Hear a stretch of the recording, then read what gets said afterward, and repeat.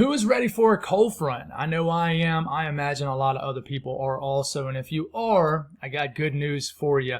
This cold front is not going to bring a cool down and just last 1 to 2 days. For a lot of people, this is going to have staying power. I mean, last several days, maybe 7 to 10 days. So here to speak on it, we're going to get very detailed, talk on what's driving it, how cool could your temperatures potentially get for any given area. We'll get very detailed. Then we'll give you an update on the tropics. Not going to leave you hanging there. There still continues to be areas to watch out there in the Atlantic. So we'll speak on that, go over all model guides, and then we'll round the video off with today's forecast like we always do in these morning videos. If you guys have not subscribed, certainly consider doing that. Like the video if you like it. And if anybody has anything that I can pray about or pray over, please put it in the comments below. Let's get rocking and rolling this morning. So let's start it off with the latest from the Climate Prediction Center. This is the 6 to 10 day temperature outlook. Now, I do want to reiterate this. It's going to cool down before this time frame. So this cool air from this cold front is already spilling into portions of the country right now. So the days leading up to the 28th will be pretty cool for a large area of the country also. So just want to get that out there. But like I said, this is for the last 3 or 4 days of August getting into September. Issued yesterday. If you live in these blue areas, this is where you have the best shot, a good chance of below average temperatures. The bluer it gets, the higher the percent chance it is. So, I mean, check out the Mid-South, the Deep South, the Mid-Atlantic, the Southeast. I mean, basically almost the entire eastern U.S. And I know my people in Florida are probably screaming at me. Listen, I think you guys know more than anybody, especially folks that's been living there for a long time. You normally don't get cold fronts that make it all the way down the peninsula of Florida until like October. But I think this has a shot to at least make it to the Panhandle in northern Florida, which is pretty rare for late August. I mean, it is. I'm going to say this a lot in this update. This cool down, you almost want to call it rare because of the staying power it has. So this is the 6 to 10 day temperature outlook. You're thinking, okay, well, after this, it's definitely going to warm up into September, right? Well, eventually it will. We know that. But this is the 30th through September 5th. Folks, this takes us through week 1 of college football. So if you're a big fan like I am of kind of combining nice, cool weather with college football, I mean, who doesn't like that? Then what better way to start it than this? I mean, this is awesome.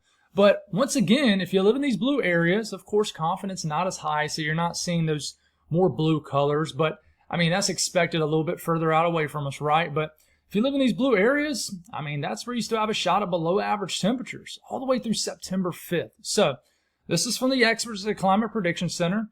Let's take a look at forecast low temperatures, okay? And we're going to start off with the central U.S. and then go to the eastern U.S., and I'm going to have a zoomed-in section just for the southeast. Okay, because, of course, the further south you get, the more uncommon this is for this time of the year. So these are forecast low temperatures for tomorrow morning, okay? Nothing crazy. You got some 40s, some 50s dipping down into the Midwest. You can see an obvious boundary kind of in place right in here where that's where the cold front is because, I mean, once you get in Oklahoma, Arkansas, things like that, you know, your lows are only in the 60s and 70s. So we continue to move forward, and I want you to watch as we go each day deeper into next week. We go into Monday. Look at this cold air up here. I mean, this is downright chilly for late August. I mean, some 30s up here in northern Minnesota, northern Wisconsin. We got 50s and 40s starting to slip into the Midwest.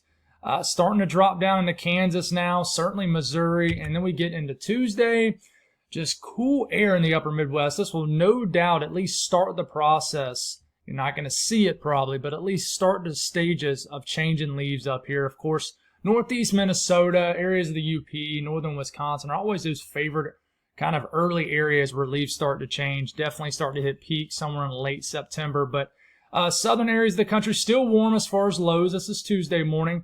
But things do begin to change. Some of that dry air allows for temperatures to drop lower as we're getting into Wednesday. So maybe some lows in the 60s in Dallas-Fort Worth. And, you know, you might be thinking, man, that's pathetic.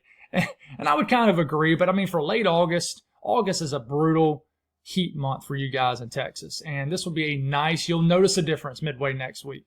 But 50s in Oklahoma City. And then we start to get into next Thursday. Things do begin to moderate as warmth returns. And this is all the way into Friday. And it does begin to warm back up. But what a nice air mass. So let's go on and bring it back to this. What about high temperatures? Okay, this is today. I mean, 60s across Minnesota, Wisconsin. You can just see the cutoff in the heat, the boundary right here, right? This is Sunday, highs. This is Monday. Look at these highs. I mean, it's crazy. Like Dallas-Fort Worth could hit 95, but Oklahoma City could hit 75, a 20-degree different, a 20-degree temperature swing in a pretty short amount of area. So, I mean, that's wild, right? The entire state of Kansas, just 60s and 70s for highs. Same thing with Missouri, 70s and some 60s across the Midwest. Just, you can tell, you know, the South is sitting here waiting for this cool air to get down. And then we get in Tuesday. Look at these highs across Arkansas. I mean, look across northern Texas. Your highs might only be in like the low 80s in the Dallas-Fort Worth area. Just a beautiful late summer, you can call it early fall air mass. And let's really just call it late summer. I mean, it's August still. And then we get into Thursday, it starts to warm back up. But I mean, still does not look bad. I mean, 70s across a huge chunk of the country. And there's a chance something could reinforce this pattern. We'll talk about that more when we're a little bit more confident. But, you know, starting off and looking at, this is this morning. We start to get into tomorrow morning across the eastern U.S. Of course, I know I have more people viewing from this area, but look at these low temperatures in the 50s starting to slip into the Midwest. And then we start to get into Monday morning, and then this cold front starts to make it to the western areas of the Northeast, certainly the Ohio Valley, the Deep South, Mid-South. Look at Tennessee. Lows getting down into the 50s. The Cumberland Plateau, Monday morning, some areas could get into the 40s. And still hasn't made it like east of the Appalachian Mountains yet. So the southeast still pretty, you know, average as far as temperatures. But look at northern Alabama, northern Mississippi, lows in the upper 50s, low 60s. You know, from Tennessee points north, a lot of 50s. And then we start to get into Tuesday morning. This cold front starts to make it to Atlanta, Birmingham, Columbia, Charlotte, the Raleigh-Durham area. And you can see lows all the way down to the low 60s in Georgia. And then look at the Northeast cooling down again, another cold front. And then look at Wednesday morning. Look at the Ohio Valley. I mean, the upper Midwest. I mean, 40s, 50s, deep into the 50s, all the way down to northern Alabama, northern Georgia, northern Mississippi. And then we get into Thursday morning and widespread 50s across the Carolinas. And just, yeah, it really lingers around. I mean, it does. I mean, we go all the way into next Friday morning and just 60s, pretty far south. I mean, even some, and you might not think this is very cool at all, and for most it's not, but when you can get to the 60s in the panhandle of Florida, northern Florida in late August, that's a cold front for Florida standards for sure in this time of the year. But, you know, we're only going to go out till about Friday because I want to continue to watch milder guys, see how this reinforces itself. But there's a chance even after next Friday, and obviously it shows it off the Client Prediction Center outlook, we stay cool. We remain cool. And we'll speak on the longer range here in a second. But if you're looking at, say, high temperatures, let's look at that. This is the day. Now, the reason you got this cooler air across the Carolinas and Georgia,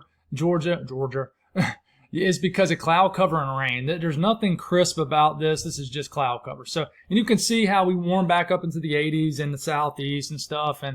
And these are high temperatures for a Monday. Look, only upper 70s, low 80s across Tennessee, northern Alabama, northern Georgia. Still hot, but you get into, you know, most of the Carolinas. But then we start to get into Tuesday. Look at this air mass.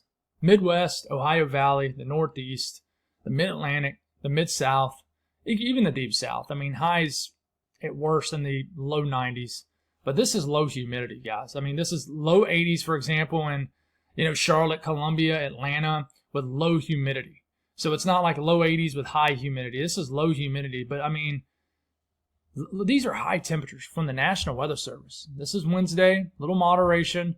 This is Thursday, but not much. I mean, this is the crazy part, right? Some areas might get into the 70s, like in North Carolina, Greensboro, Hickory, stuff like that, like Tuesday, and might not get out the 70s for highs until the foreseeable future. I mean, but pretty wild stuff, guys, and you might can hear the excitement in my voice. It is exciting. I mean, here's a closer look at the southeast. Look at these low temperatures. I mean, 60s all the way down to the panhandle of Florida. This is like I said, I almost want to call it rare. It's not common at all. I mean, look at these 50s Thursday morning slipping deep into the 50s, into the Carolinas, northern Georgia. I mean, this is impressive. It really is. I mean, just in my opinion. But anyways, now I've said this and I've gotten some great feedback in the comments. It continues to blow my mind that people don't realize this, but I mean, just your average person I talk to, not calling people average, that's not what I mean, but just the average weather knower, people that I talk to, they, even at work, family members, they just really think you're supposed to look at the humidity percentage to gauge how humid it is outside. Well, you know, that's not what you do. I mean, it could be 50 degrees outside and you're going to look at your, for example, it could be 50 degrees outside, right? And it's pouring rain. So it's moist outside, right? But you look at your weather app and it says 99 or 100% humidity. Dew point's probably at 49. The air temperature's probably at 50. So you're looking and you're like, well, 100% humidity is probably pretty humid outside. I mean, it's moist outside, but if you walk outside thinking that it's about to feel like, you know, summertime, well, obviously it's not. It's 50 degrees. It's going to be chilly. So you just look at dew points, guys. 60s, well, 70s dew points, that's tropical. It's humid. It's just unbearable. The only reason it wouldn't be unbearable is if your temperatures were in the 70s and your dew points in the 70s. That's because, you know, your actual air temperature isn't super hot. But you got air temperatures in the 90s, dew points in the 70s. Your heat index is going to be well over 100. So 60s, pretty humid also. I've always considered a big difference between upper 60s and low 60s as far as dew points. But the dramatic cutoff is when you get into the 50s and lower. If you look at your weather app and it says your dew point's 55 degrees, then you know you can walk outside even if it's 80, 85 degrees and say, okay, this is not that bad. I don't really feel any humidity in the air. So now that you know that, 50s and lower, these are current dew points. You can see the boundary of this cold front right now, currently this morning, across areas of the Midwest, the Plains, and the upper Midwest. For example, the UP of Michigan, the western side is drying out. The eastern side, as of right now, is still pretty moist, pretty humid, right? So now that we got that, let's look at the modeled dew points over the next several days. This is the best way to see where a cold front is this time of the year. It gets a little bit different in winter. You can see a more dramatic drop-off in temperatures. But in late August, early September, if you're really trying to find that first cold front of the year, dew points all day long. So Sunday morning, you can see the cutoff in humidity is right into here. It's beginning to dry out. Now watch as this continues to sink east and south. We get into Monday. What a wonderful way to start out a Monday. Nobody likes Mondays for the most part, right? But if you can walk outside and it's a breath of fresh air, and I think that'll put you in a better mood. And that's going to be the case in areas of the south. I mean, the cold front's going to be on its way to moving in, dry air filtering behind it, and by the time we get into Monday evening, a lot of dry air spilling all the way to the East Coast. It's making it to New York City. I mean, crossing the southeast. And then it moves in, and look at these dew points dropping into the 50s all the way into northern Florida by Tuesday morning. I thought the models were kind of overdoing this at first, but it continues to show this. And I mean, we're under 100 hours out now. But look at these dews like in the 30s. This is going to help some people in those higher elevations of the Appalachian Mountains drop into the upper 30s. I almost guarantee it, some areas in those, like I said, way up areas. But you continue into Wednesday, and this almost just continues to reinforce itself, if you will. I mean, we get into next Friday. We get into next weekend. There still continues to be dry air around. We get into past next weekend. It continues to be around. And it takes all the way until we get into like September 2nd or 3rd before you can see the air mass finally gets back to a late summer feel with dew points in the 60s and 70s. So, man. And who knows, you know, like the Euro wants to show a reinforcing trough. So the nerding out portion of this is like this. So the blues you see is lower pressure. It's just like we talk about with the tropics. The warmer colors like the yellows, the orange, the reds, this is higher pressure. So in this case, view that blue area as a trough, a dip in the jet stream. Normally a trough or a dip in the jet stream brings cooler air down. A spike in the ridge normally is warm air associated with it. So as we're getting into tomorrow, you notice, and let's see what color to use. Just use black. You got a spiking of the ridge like this, right? And then a big dip in the jet right into here that kind of goes down like this. Then it spikes again and kind of does that. just the flow of the atmosphere, right? So this big blue blob you see over this area right here is a big dip in the jet stream. So what this is going to do is it's going to pull down cold air from this area and sling it down here. Cool, dry air all the way down to the south. So that's what's happening here. Now, normally these troughs can swing in and swing out, but this one just kind of anchors in and locks in, and you continue just to get a feed of cool, dry air that kind of rounds around this ridge and kind of gets thrown back down into here and then just pivots around. And we talk a lot about, we show you this screen a lot in the winter when we're looking for setups that support winter weather or don't, etc. But this trough just sticks around with us. And it actually, in a way, just kind of anchors itself in place. And we go 10 days out and it's still hanging around. We still got just troughing showing up over the east. This is probably going to continue to create cooler conditions. It'll moderate a little bit, but it also signifies a threat for stormy conditions also. So this is, if you're a winter weather fan in the east, this is what you'd like to see like in December, January, and February.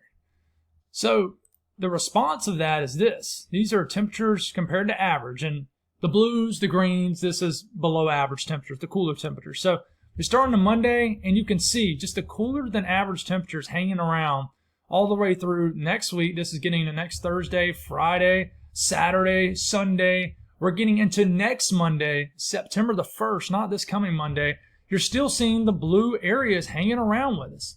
We go all the way to the end of the run, and it takes about a week into September before the country begins to get to average to slightly above average temperatures. So pretty wild air mass about to kind of lock in, if you will, and really anchor itself in for a while. So I can't get over what I'm seeing here, and that's why I want to make a special 17-minute update on it. So let's speak on the tropics. And, I thought this morning was a great morning to not make the tropics the first headline. But we continue to have 3 areas that I'm watching right now. One, you got 2 of them that are Invest. You got this one right here, and you got this one right here. Okay, this is Invest 99L. This is Invest 90L. And this has not been dubbed an area of interest, but I want to watch this unsettled weather off the coast of the southeast.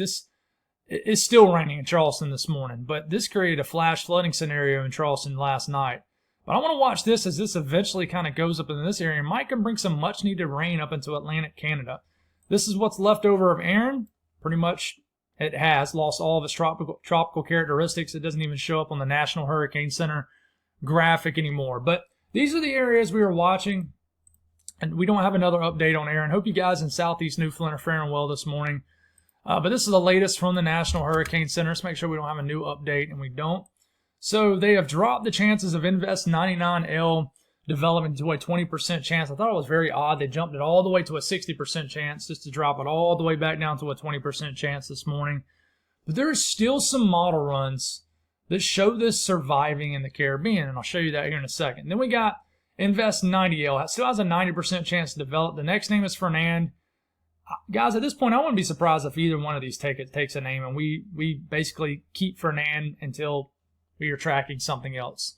We keep getting the windshield wiper effect with these as far as model guidance, and we just, at the end of the day, they've kind of looked the same over the last couple of days. I really think yesterday and the day before yesterday that this was a tropical cyclone, but they didn't dub it one. So we look at the latest Euro from overnight, and we'll start Monday morning, and it does take, it's easy to get them mixed up, it does take Invest 99L, which is this blob of green, just shower and storm activity, into the Eastern Caribbean, and sort of keeps the core in place, but it doesn't survive. And we get all the way into late next week, and we don't really have anything. Now, what does it do with, say, Invest 90L? Very easy to get them mixed up. This is this Sunday. It never develops this either, but it is just an area of disturbed weather. I think Bermuda, you're going to be okay with this, but we'll continue to watch. Now, if we do look on up the road, I want to watch this unsettled weather off the southeast. Could develop into a low pressure. And also, of course, want to watch the Invest that's close to Bermuda right now. But look at this nice rain. It could be on the way for Nova Scotia. We need some rain up here, and we probably are going to get it as we get into early next week. Here comes a big push of rain, and then we got to watch our invest. But overall, not seeing any high impact weather. If anything, this is much needed rain. What about the GFS for this morning? This is invest 99L. This is 90L. You're going to see 90L sort of run away on your screen. It folded like an omelet, the GFS did, to the euro. I mean, it absolutely just folded. And the euro was pretty much right the entire time with this system up here. But we are watching 90L down here. I'm 99L. They're so easy to get mixed up.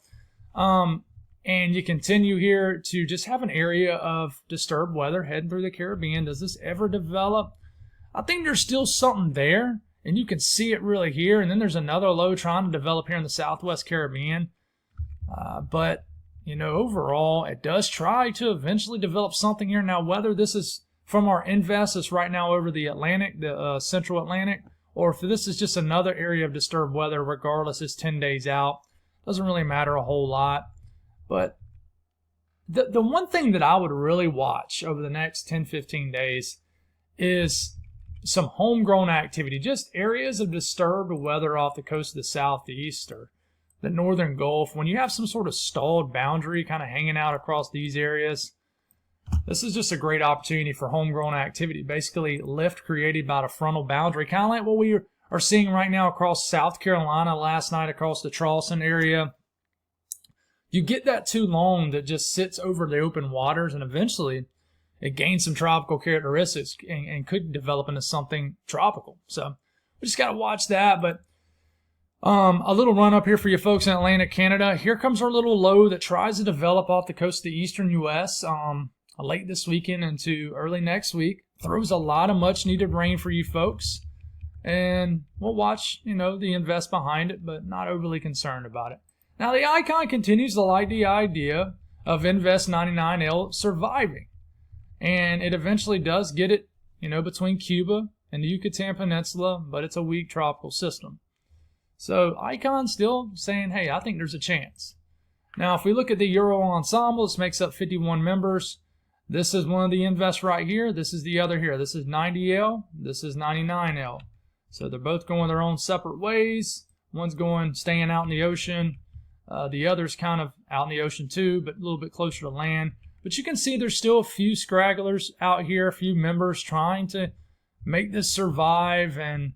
But overall, guys, I'm not seeing anything overly concerning to worry about. So that's why I don't have a longer detailed update on the tropics. But as far as today's weather, oops, almost paused the video.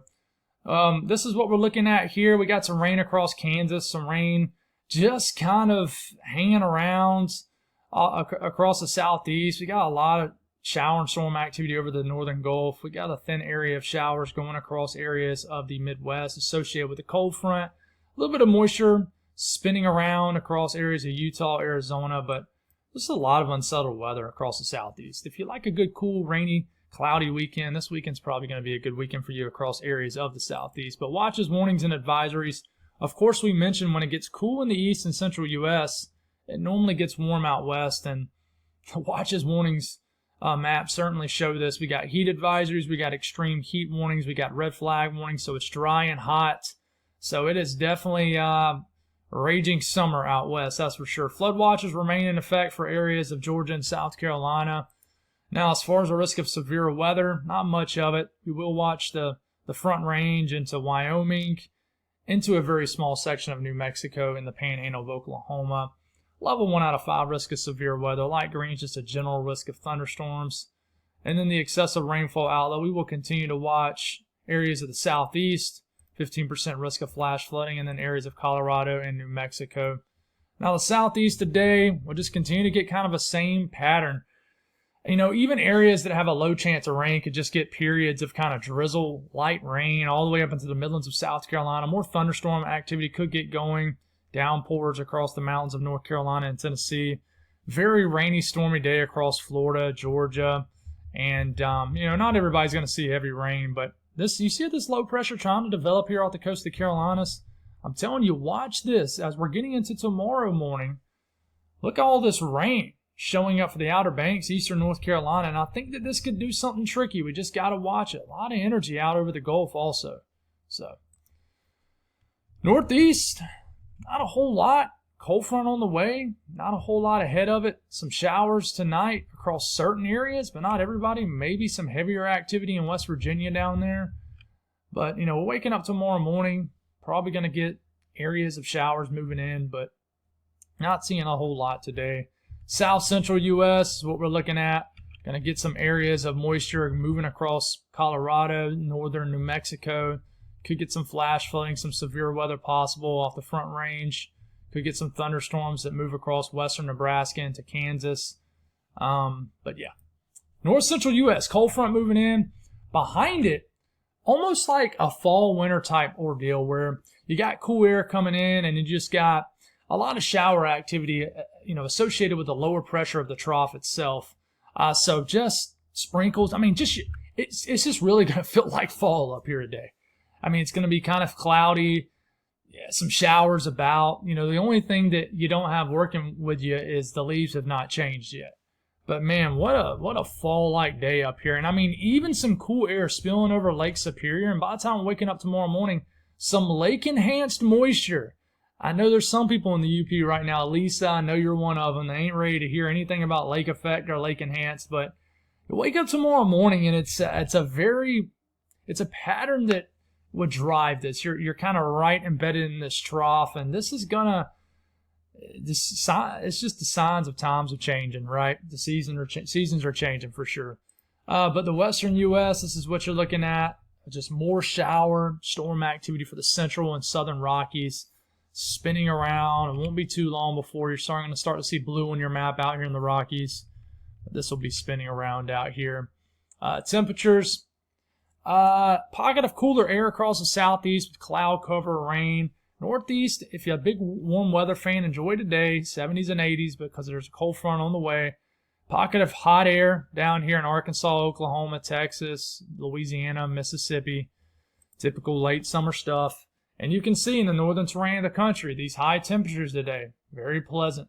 But in the west, it's hot. So, man, it felt like that video was a lot longer than 27 minutes, but here we are. So, y'all have a wonderful day. God bless all y'all. We'll continue to watch things, but right now, nothing really warrants me doing 2 videos a day, and I've definitely been getting caught up with my rest this morning. I woke up at 6 o'clock in the morning. Y'all might be thinking, man, that's early. That is not early for me. I mean, most of the time, I've already been up for 2 to 3 hours, so definitely slept in, but that's all I got. Thank y'all for everything. Appreciate the growth. It's been just an incredible month of growth with the channel. So just want to say thanks every video. God bless. Have a wonderful day, and we'll talk soon.